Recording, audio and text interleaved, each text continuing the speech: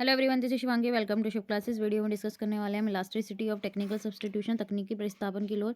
Short जो है form वो भी आपको याद रखनी है। ईटीएस क्या पता एग्जाम में सिर्फ ईटीएस लिखा आ जाए, तो हिंदी मीडियम हो या इंग्लिश मीडियम ध्यान रखना है आप लोगों को, ठीक है। जो भी आपका मीडियम है दोनों ही लैंग्वेज में डिस्कस करने वाले हैं, तो चलिए स्टार्ट करते हैं। तो आप लोगों से पूछना है कि आप लोग को वीडियोज़ कैसी लग रही है। जो BA स्टूडेंट्स हैं, एम इकोनॉमिक्स वाले तो काफ़ी साल से जो है भाई 4 साल 5 साल हो जाएंगे चैनल को, ठीक है, 4 साल से फॉलो कर रहे हैं। तो आप लोग भी बताना कि वीडियोस आप लोग को कैसी लग रही है। तो इलास्टिसिटी ऑफ टेक्निकल सब्स्टिट्यूशन की बात करें हम, ये हमें क्या बताता है कि हम कितना जो इनपुट्स हैं, ठीक है, जो हमारे पास प्रोपोर्शन है इनपुट्स का, हम दो इनपुट्स को लेकर चलते हैं, लेबर और कैपिटल, ठीक है।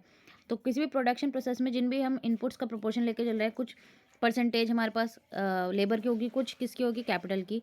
तो उसको अल्टर्ड अगर हम कर रहे हैं, मीन्स अगर हम लेबर को इंक्रीज़ करें तो कैपिटल डिक्रीज़ करेंगे, कैपिटल को इंक्रीज़ करें तो लेबर को डिक्रीज़ करेंगे, ठीक है। तो इनमें चेंज करने से, इनमें अल्टर करने से जो लेवल ऑफ आउटपुट है उसमें कोई इफेक्ट नहीं आ रहा है, ठीक है। वो क्या मेजर करता है, इलास्टिसिटी ऑफ टेक्निकल सब्स्टिट्यूशन, ठीक है। कि आप इनपुट्स में चेंज कर रहे हो, अल्टर कर रहे हो, या तो आप लेबर इंक्रीज़ करो या डिक्रीज़ करो, एक को इंक्रीज़ करोगे तो दूसरे को डिक्रीज़ करोगे, ठीक है।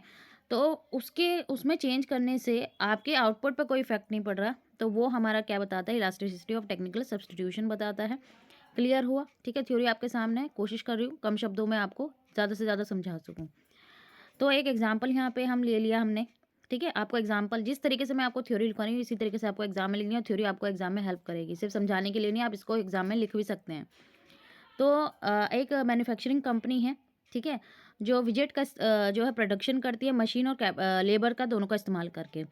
तो वो स्टार्टिंग में जब उसने प्रोडक्शन स्टार्ट करा 50% और लेबर का इस्तेमाल करी, 50% और कैपिटल का, ठीक है। तो वो एक मंथ में 1000 जो विजेट हैं वो बना पा रही है।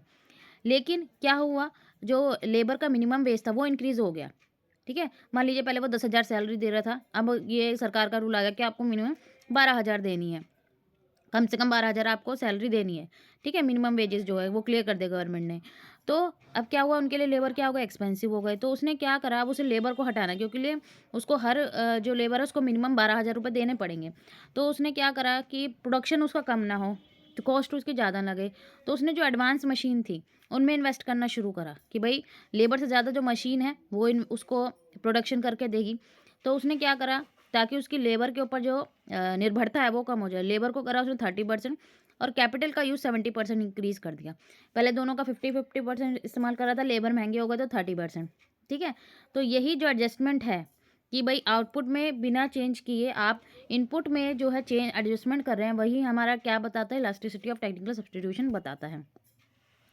तो कंपनी क्या करती है, कंपनी में एबिलिटी है कि वो सब्स्टिट्यूट कर रही है लेबर को किसके साथ, कैपिटल की। उसमें योग्यता है कि वो लेबर की जगह किसका इस्तेमाल कर रही है, कैपिटल का, और वही जो आउटपुट लेवल है वो मेंटेन करके रख रही है, ठीक है। ये उसके इलास्टिसिटी ऑफ टेक्निकल सब्स्टिट्यूशन पर डिपेंड करता है। अगर ईटीएस हाई है तो फर्म इजीली रिप्लेस कर सकती है लेबर को कैपिटल के साथ, या वाइस वर्सा, मतलब कैपिटल की जगह लेबर का इस्तेमाल कर सकती है विद मिनिमल कॉस्ट, ठीक है। और प्रोडक्टिविटी का कोई लॉस नहीं हो रहा और उसकी लागत भी कम लग रही है। ये हमारा फॉर्मूला है, ठीक है। तो इलास्टिसिटी ऑफ सब्स्टिट्यूशन का, जिसको हम सिग्मा से शो करते हैं, ये हमारा सिंबल जो है सिग्मा, परसेंटेज चेंज इन के बाय एल। भाई के कैपिटल लेबर में आपको कितना चेंज आ रहा है, हम लेबर को डिक्रीज़ कर रहे हैं, कैपिटल को इंक्रीज़ कर रहे हैं। और परसेंटेज चेंज इन MRTS, ठीक है, marginal rate of technical substitution, जो हमारा क्या होता है, स्लोप होता है आइसोक्वेंट का, ठीक है। तो ये फॉर्मूला है, इसको आप लोग याद कर लेना। और पूरे आइसोक्वेंट पे के और एल और MRTS एक ही डायरेक्शन मूव करते हैं, तो वैल्यू जो होती है किसकी, सिग्मा की, या हम बोले इलास्टिसिटी ऑफ टेक्निकल सब्स्टिट्यूशन की, वो हमेशा क्या होती है, पॉजिटिव होती है। और जो टेक्निकल सब्स्टिट्यूशन की जो वैल्यू है वो किस पर डिपेंड करती है, आइसोकॉन्ड का जो कर्वेचर है, ठीक है, उसकी जो वक्रता है उसके ऊपर डिपेंड करती है, और 0 से इन्फिनिटी के बीच में ये लाई करती है और पॉजिटिव होती है, आपको हमेशा ध्यान रखना है। तो यहाँ पे हमारा टॉपिक खत्म होता है। अब आपको क्लियर हो गया होगा। अगर वीडियो अच्छी लगी हो तो like share and subscribe my channel. Thank you.